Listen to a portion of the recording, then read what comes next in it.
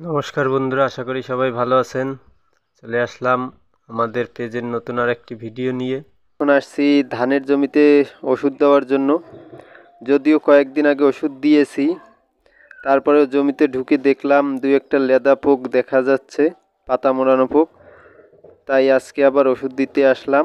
আমার হাতে দেখছেন আইটাপ, এটা মূলত লেদা পোকের জন্য।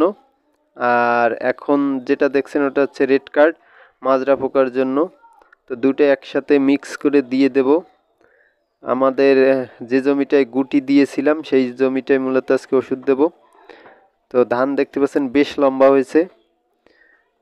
আমার 2 ড্রাম লাগবে, 2 ড্রাম 16 লিটারের 2 ড্রাম ওষুধ লাগবে, যার কারণে আমি পরিমাণ মতো মেপে নিয়ে মগে মেশালাম।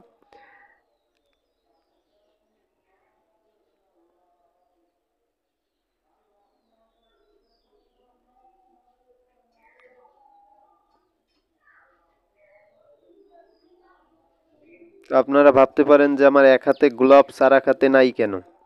তো বাম হাতটা মূলত যখন হ্যান্ডেল আপ ডাউন করা হয়, মানে প্রেশার দেওয়া হয়, তখন ধানের পাতায় বেশ লম্বা গাছ, যার কারণে ধানের পাতায় হাত ছেলে যায়। তাই আর বাম হাতে আর কি আমি গ্লাভস পরে নিয়েছি।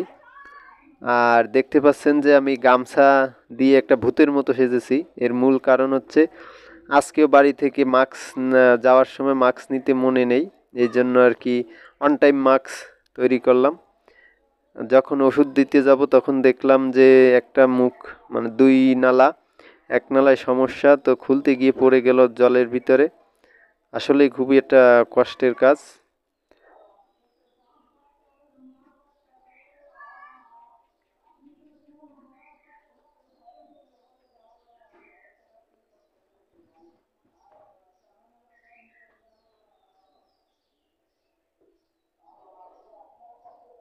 এই যে যে জমিটা দেখতে পাচ্ছেন, এই জমিটায় আমি গুটি সার দিয়েছিলাম এবছর প্রথম। আগে কখনো আমি গুটি সার ব্যবহার করি নেই। তো গুটি ব্যবহারের পর যা দেখছি, সৃষ্টিকর্তার আশীর্বাদে ধান বেশ ভালোই হয়েছে। তো এই জমিটা আমাদের 10 কাঠা, এটা লাগিয়েছিলাম সিনজেন্টা 1205 জাতের ধান। এটা আমি গত বছরও করছিলাম। তো ধানের ফলন একদম মোটামুটি ভালোই। তো আমাদের জমিটা মূলত উত্তর দক্ষিণ দিকে একটু ঢালু, উত্তর দিক উঁচু, যার কারণে এই পাশের ধান একটু কম লম্বা হয়েছে। দক্ষিণ পাশ নিচু হওয়ায় দক্ষিণ পাশের ধান বেশ লম্বা হয়েছে, বুকের উপরে উঠে গেছে। ওষুধ দিতে খুবই কষ্ট হচ্ছিল। তো আজকে এই পর্যন্ত, দেখা হবে আরও নতুন একটি ভিডিওতে। সেই পর্যন্ত সবাই ভালো থাকবেন, সুস্থ থাকবেন। ধন্যবাদ।